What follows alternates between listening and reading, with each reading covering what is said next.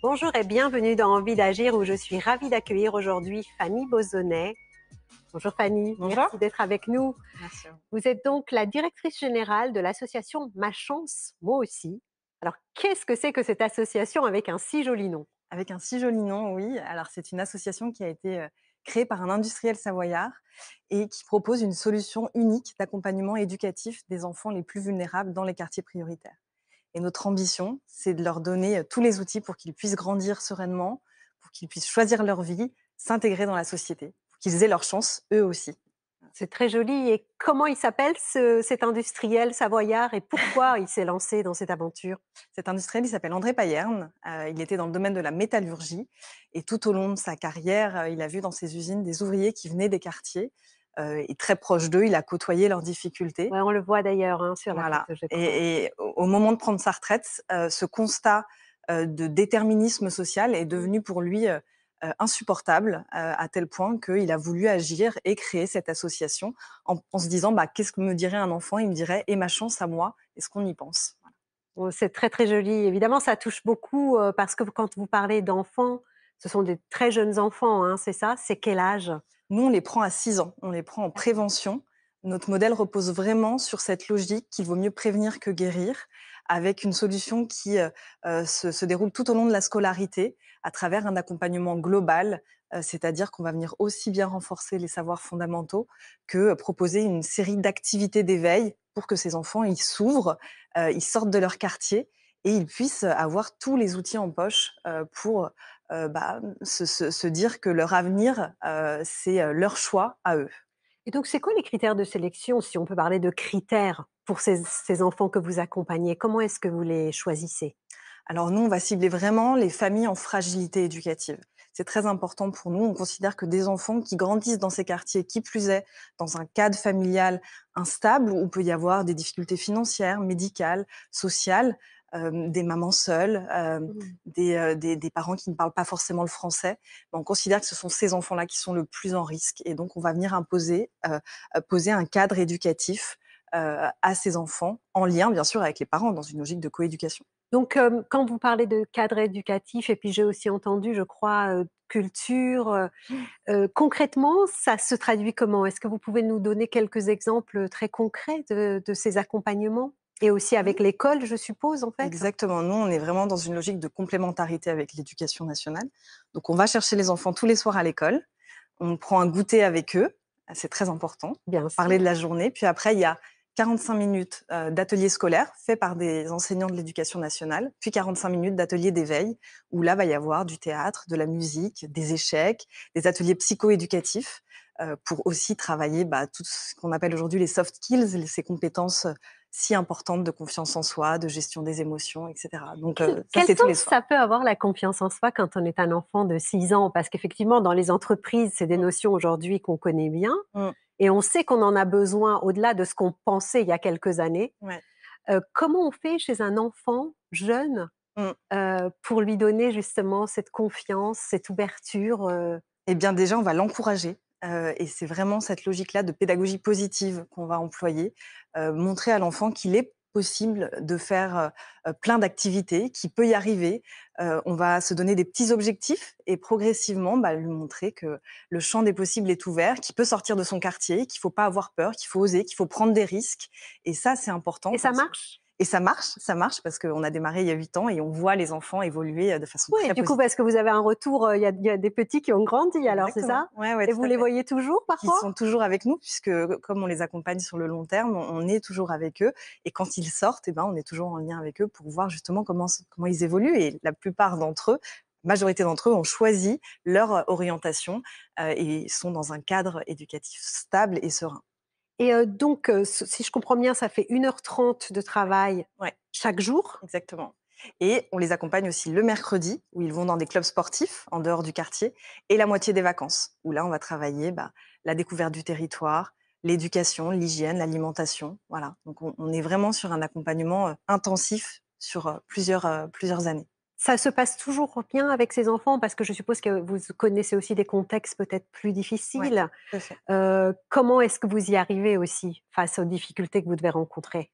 Alors la particularité qu'on a, ma chance moi aussi, c'est qu'on travaille avec des professionnels de l'éducation. Oui, c'est important de le dire, hein. Ouais. C'est du bénévolat ou Pas non, du ce tout. sont des Alors, on peut fonctionner parfois avec des mais bénévoles qui avec vont de toute venir, façon des mais professionnels, il y a à chaque fois des c'est ça? professionnels de l'éducation, parce que l'éducation est un métier, comme vous le dites. C'est des publics qui sont parfois très fragilisés, avec des contextes Bien familiaux, sûr. des parcours de vie qui peuvent être, chaotiques. Donc, on est vraiment avec des professionnels, des enseignants, des psychologues, des référents éducatifs, qui sont là aussi pour repérer, en effet, quand des situations peuvent, bah, se complexifier et à ce moment-là, faire appel à d'autres acteurs qui peuvent nous aider dans l'accompagnement. Et vous, quelle a été la source de votre motivation? On a compris l'envie d'agir de votre Ouais, fondateur et c'est aussi le cette émission, c'est sa mission aussi, c'est de exactement. montrer ses envies d'agir. Mmh. Et vous en particulier, vous êtes directrice générale, donc depuis combien d'années? J'ai rejoint, Ma Chance Moi Aussi il y a 7 ans, Ah, donc presque depuis le début, en presque fait. depuis le début, et j'ai eu envie d'agir au sein de cette association parce que j'ai rencontré son fondateur qui est quelqu'un d'assez exceptionnel, et puis moi, j'ai mon parcours a toujours été, marqué par cette envie d'agir pour les enfants en fragilité, que ce soit à l'international ou, en France, parce qu'en France, malheureusement, il y a aussi beaucoup à faire.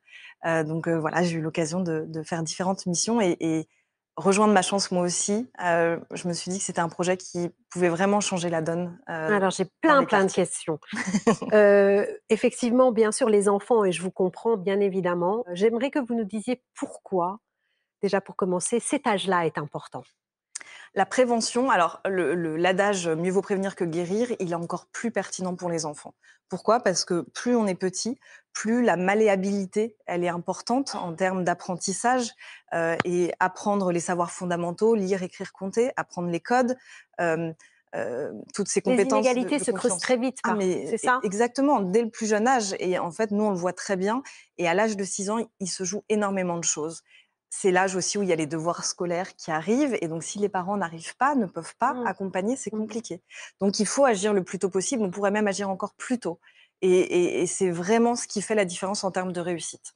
Ouais, donc effectivement, vous avez un rôle déterminant jeune. On avait reçu aussi, la fondation Alpha et Oméga, Tout à fait, ouais. Elisabeth Elkrieff, qui nous a parlé de cette importance de jeunes Mmh, détecter les éventuels moments de décrochage où il mmh, faut en fait remettre le pied à l'étrier et exactement, continuer. ouais, Donc vous vous dites: «Oui, prévenons plutôt que prévenir plutôt que guérir», hein, comme on dit. exactement, ouais. Ce que je voulais aussi savoir, c'est où est-ce que vous êtes? Parce que ce qui est très intéressant, je crois, c'est que vous avez commencé à Chambéry. Oui, Parce qu'on a aussi reçu oui, Zicomatic qui est à Chambéry, mais quelle région, dis donc! qu'on connaît bien. Ah oui, mais Ouais, c'est tout à vous fait. êtes super dynamique visiblement.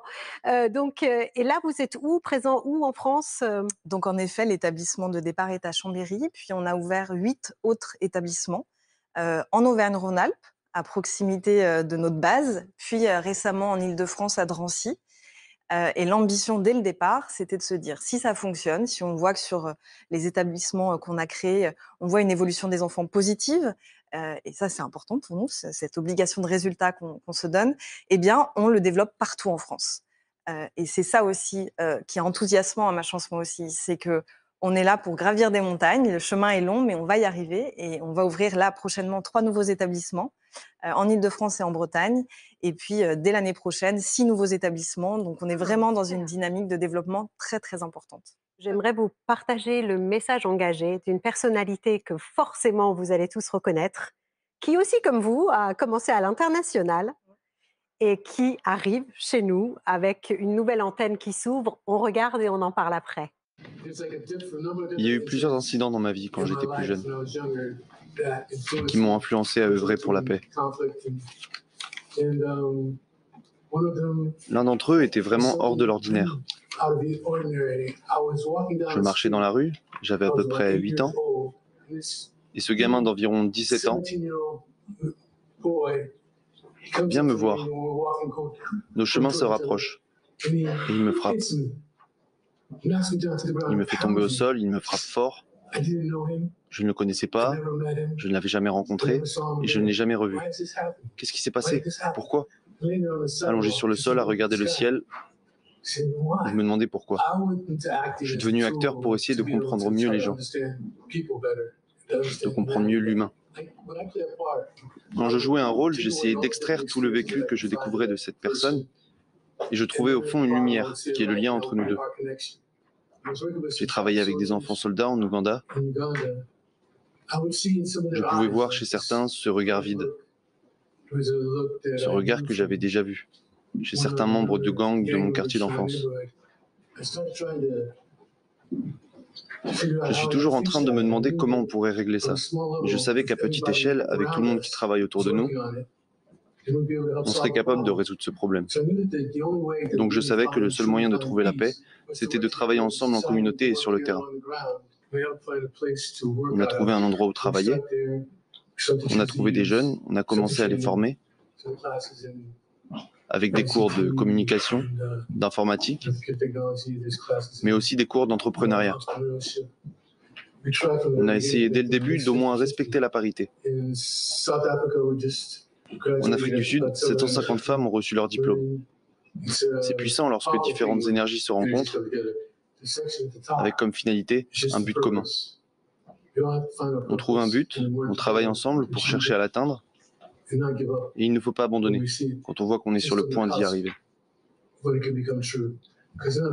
que c'est un rêve. Vous savez, on disait vouloir construire un centre ici, et me voilà assis devant vous. On l'a fait. Vous le pouvez aussi et on le peut ensemble. Merci beaucoup, Forest Whitaker. Effectivement, son ONG vient d'ouvrir une antenne à Aubervilliers dans le 93. Je suppose que ça vous inspire, Fanny. Ah, complètement, complètement. C'est des engagements qui sont importants parce que qui mettent aussi sur le devant de la scène ces problématiques. Et c'est tellement important d'en parler aujourd'hui, de l'éducation, alors à l'étranger, mais aussi en France.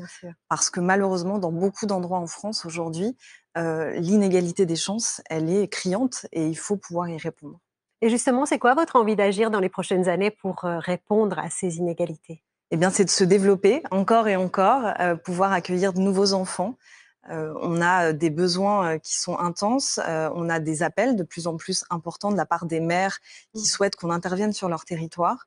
Donc notre envie d'agir, c'est de pouvoir déployer notre programme qui est vraiment unique et innovant par rapport à ce qui se fait, et c'est ce qui va permettre, je pense, de changer la donne pour ces enfants. Et comment on peut faire si on veut vous aider? Eh bien, si on veut nous aider, il faut nous soutenir financièrement. Ce serait Oui, c'est le nerf de la guerre.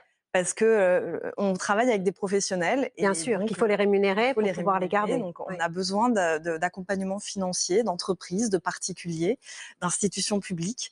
Donc voilà, vous êtes tous invités à nous rejoindre dans cette belle aventure. Bah, super, je pense que c'est entendu. Très bonne continuation. Merci beaucoup, Fanny, pour cet engagement qui est très joli, qui forcément est attachant et qui est vraiment utile. Merci encore. Pour finir, juste, je voudrais vous présenter Reporter d'Espoir, qui est un média positif qui vaut vraiment le détour. Le numéro 2 vient de sortir, le 1 est encore dans les kiosques, donc n'hésitez pas à vous le procurer. Vous le voyez à l'image, c'est du papier recyclé, bien évidemment, je vous rassure là-dessus. Et là, le deuxième numéro est consacré à la nature et tout ce qu'elle a encore à nous offrir, et c'est prometteur, vraiment. Donc n'hésitez pas, allez vous le procurer.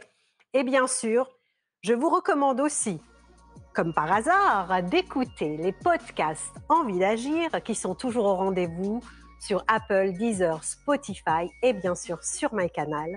Et on se dit à très vite sur C8 pour plus d'Envie d'agir. Merci.